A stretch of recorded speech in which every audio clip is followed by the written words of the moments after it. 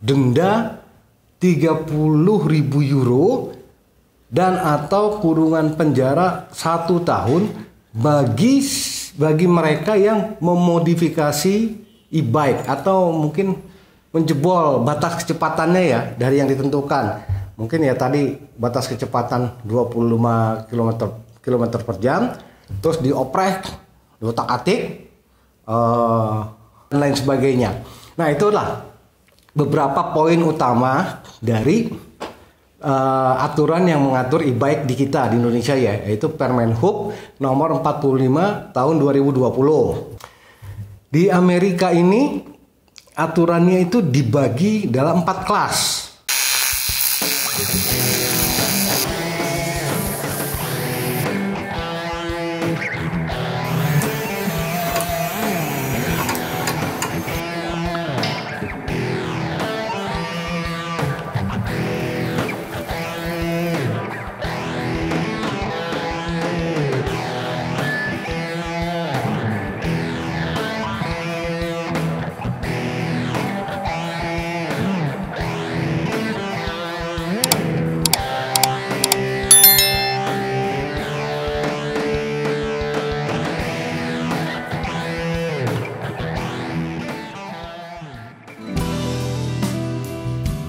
Halo brother, jumpa lagi di e-bike TV ID.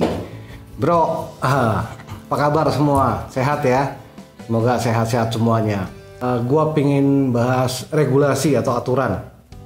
Jadi kebanyakan dari kita selama ini kan hanya asik make sepeda, tapi ada baiknya kita sedikit mengetahui tentang aturan atau regulasi-regulasi tentang e-bike ya.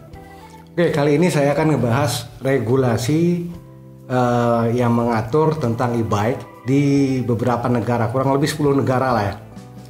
Nah, jadi ternyata sebetulnya hampir di banyak negara sudah ada aturannya.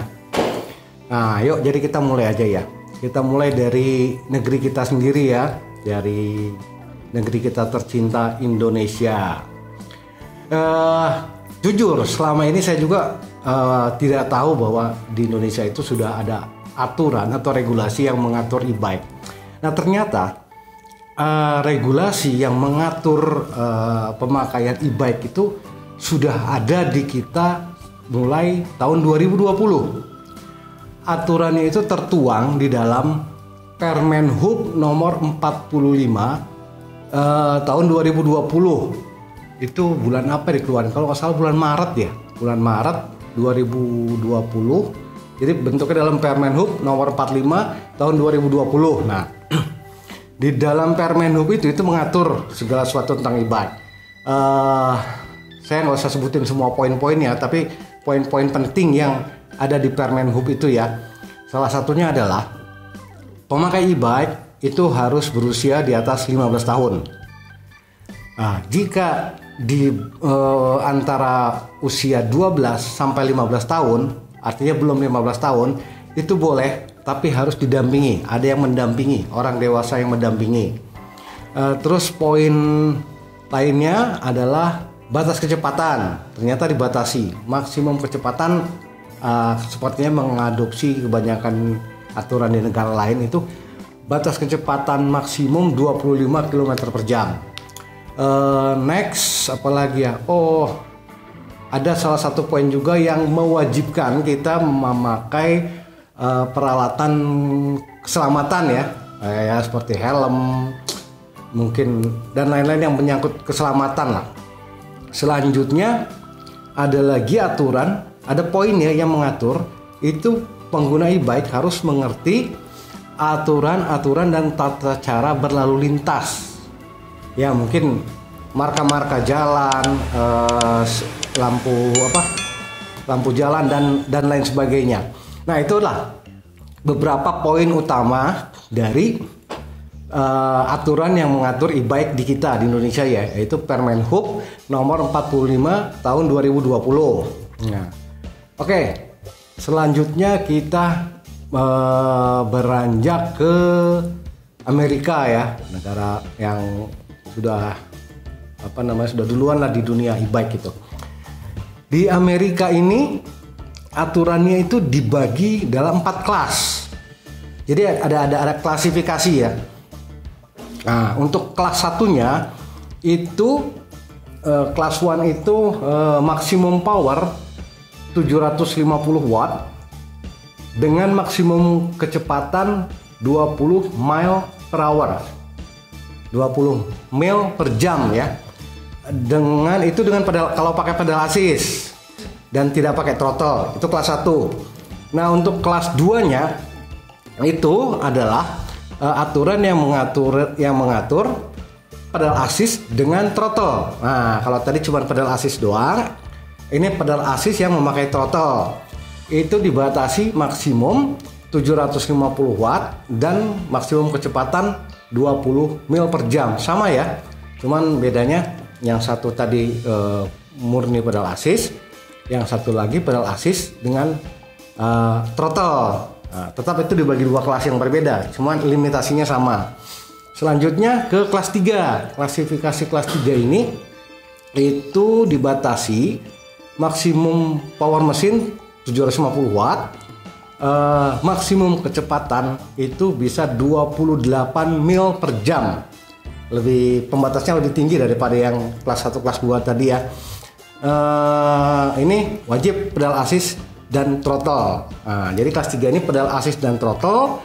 Satu lagi ada kelas 4, kelas 4. Nah, untuk kelas 4 ini itu dia mengatur motor di atas 750 watt. Tapi dengan batasan kecepatan tetap sama 28 mil per jam. Hanya motornya boleh di atas 750 watt. Tetap harus menggunakan pedal assist dan throttle. Nah, namun untuk kelas 4 ini dia dimasukkan ke dalam kategori kendaraan motor listrik ya, bukan kategorinya bukan sepeda listrik. Dia dimasukkan ke kategori motor listrik. Jadi mesin besar, pembatasan kecepatan 28 mil per jam,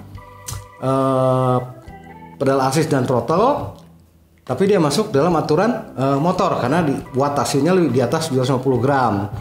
Oh ya, untuk kategori kelas 4 ini harus memiliki asuransi. Nah, kalau yang lain tadi tidak. Kalau yang kelas 4 ini dia wajib memiliki asuransi. Oke, next ke tetangganya Amerika yang ketiga, Kanada.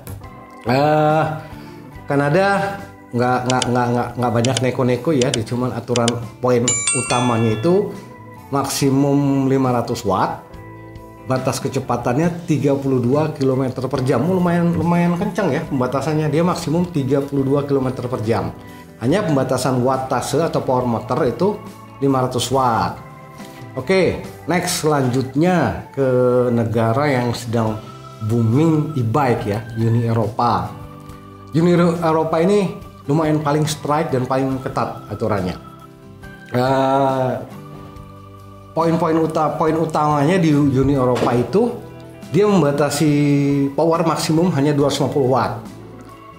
Terus maksimum kecepatan 25 km per jam. Nah, itu nggak bisa ditak-atik. Nah, itu berlaku hampir di di keseluruhan Eropa. Hanya Prancis ya, bagian dari Uni Eropa yang baru saja menambah undang-undang baru. Yaitu tahun 2020 kemarin, Prancis baru mengeluarkan undang-undang baru yang lumayan strike keras ya. Itu berupa denda 30.000 euro dan atau kurungan penjara 1 tahun bagi mereka yang memodifikasi e-bike atau mungkin menjebol batas kecepatannya ya dari yang ditentukan. Mungkin ya tadi batas kecepatan 25 km per jam, terus dioprek, diutak-atik, di-tune up lah, atau dikorek istilahnya, bisa melebihi batas itu. Nah, itu di Perancis strike tadi. Undang-undang barunya mengatur denda 30.000 euro dan atau 1 tahun kurungan penjara. Berani coba bro? Jangan dong ya. Oke, next selanjutnya kita ke benua kanguru, ke Australia. Di Australia itu juga ada beberapa aturan. Salah satunya untuk aturan yang mengatur yang throttle only ya, tanpa pedal assist, itu maksimum 200 watt. Nah, kalau untuk yang pedal assist itu boleh sampai 250 watt. Nah, selanjutnya ada lagi aturan itu maksimum kecepatan hanya 6 km per jam untuk throttle only. Nah, jadi pelan sekali ya kalau throttle only. Untuk pedal assist itu boleh maksimum sampai 25 km per jam. Oke, next. Selanjutnya, negara tetangga kita, negara kecil, Singapura. Singapura ini juga ribet. Itu sepeda harus punya sertifikat EN 15194.2 2011. Saya kurang ngerti. Pokoknya harus punya sertifikat itu. Plus tidak boleh ada pakai throttle, jadi murni pedal assist. Maksimum motor hanya 250 watt dan berat atau bobot sepeda itu tidak boleh lebih dari 20 kg.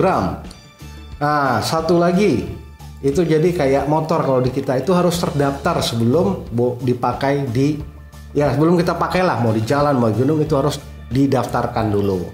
Nah, oke. Next kita ke China sebagai produsen dan pemain motor e-bike yang lumayan besar juga ya.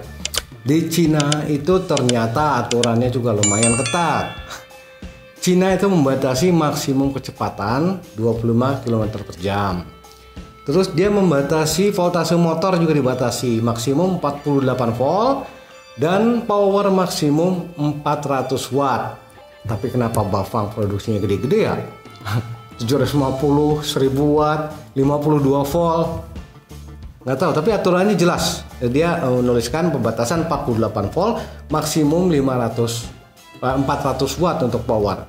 Terus untuk berat maksimum sepeda dengan motor itu maksimum 55 kg. Selanjutnya harus terdaftar, jadi harus registrasi ya ke otoritas setempat. Nah, lalu kita menuju ke Jepang. Jepang itu membatasi power motor maksimum 250 watt. Terus kecepatan maksimum 24 km per jam. 1 km per jam lebih lambat daripada rata-rata aturan di negara lain. Selanjutnya itu harus registrasi atau terdaftar jika pakai throttle. Nah, jadi kalau pedal assist only itu tidak perlu terdaftar, tapi kalau kita pakai throttle itu harus terdaftar seperti layaknya motor ya. Oke, next kita ke Korea Selatan. Di Korea Selatan itu ada aturan yang baru berlaku ya. Aturan lamanya itu harus pakai SIM. Tapi kalau di aturan baru sudah tidak perlu lagi pakai SIM. Hanya dia membatasi kecepatan samalah rata-rata 25 km per jam. Terus dia juga membatasi berat sepeda itu maksimum 30 kg. Itu poin-poin aturan yang ada di Korea Selatan. Nah, yang terakhir kita ke Taiwan ya sebagai produsen sepeda yang lumayan banyak juga ya dan lumayan top produksi Taiwan itu. Di Taiwan itu dia membatasi kecepatan 25 km per jam. Terus dia menerapkan denda sekitar 900 sampai 1.800 dolar Taiwan jika kecepatan melebihi batasan yang ditentukan yaitu 25 km per jam. Oke, terus ada denda lagi yang lumayan ini ya, strike di sana. Itu denda 300 dolar Taiwan jika tidak menggunakan helm. Oke. Selanjutnya ini aturan yang dendanya lumayan besar nih. Itu jika kita mengorek atau memodifikasi motor ya tadi itulah menghack, membobol atau mengakalin supaya bisa lebih cepat dari batas kecepatan tadi, itu dendanya antara 1.800 sampai 5.400 dolar Taiwan. Nah, itu brother, lumayan kan dendanya. Jadi itulah aturan-aturan e-bike di beberapa negara ya yang sudah berlaku saat ini, dan di Indonesia pun di negara kita itu sudah ada regulasi atau aturan yang mengatur, yaitu melalui Permen Hub tadi. Nah, oke, brother. Jadi begitulah ya, sebaiknya kita taat dikit lah sama aturan gitu, karena mungkin aturan itu dibuat juga untuk keselamatan. Setahu saya, karena kalau di Eropa itu dia membatasi kecepatan itu awalnya itu karena sepeda itu merupakan alat transportasi yang bisa masuk ke pedestrian, yang bisa masuk ke taman. Amerika juga sama. Nah, otomatis ketika masuk ke pedestrian, masuk ke taman, itu akan bertemu dengan orang banyak.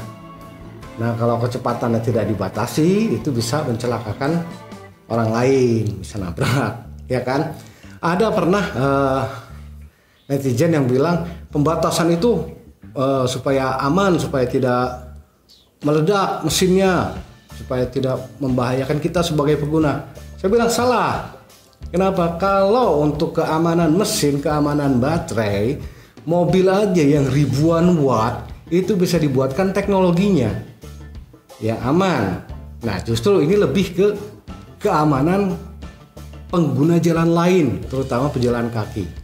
Oke, brother. Nah, oke, jadi itu dulu ngobrol-ngobrol kita saat ini. Tetap ikutin e-bike TV Adi. Jangan lupa untuk like, subscribe, komen, share, dan nyalakan tombol loncengnya, brother semua. Oke, tetap sehat, tetap semangat.